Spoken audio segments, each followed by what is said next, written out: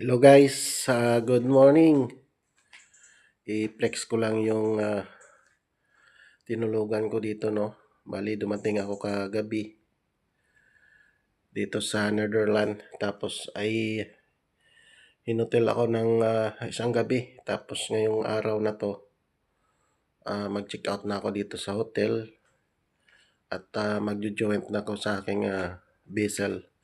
So ito yung tinulugan ko ng isang gabi. Ngayon na andito yung pintuan. Ayan. Yan. Tapos dito yung CR. Guys, yan.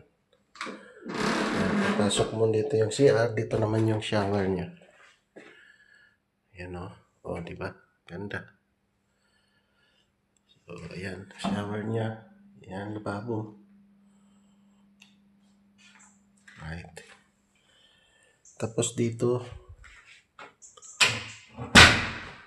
yung drawer. Lagay ng mga damit o. Yan. Yan, may TV. Ito yung mga bagay ko. Dumating kami dito kagabi. Dumating ako rito. Mga alas 4. Mag-alas 5 na tayo.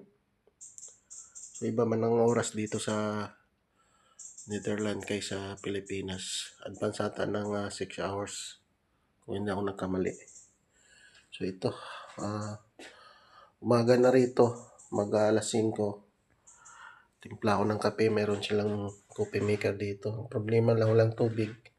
Siyempre, nagtala tayo ng tubig. Bumili tayo doon sa baba. Ayan.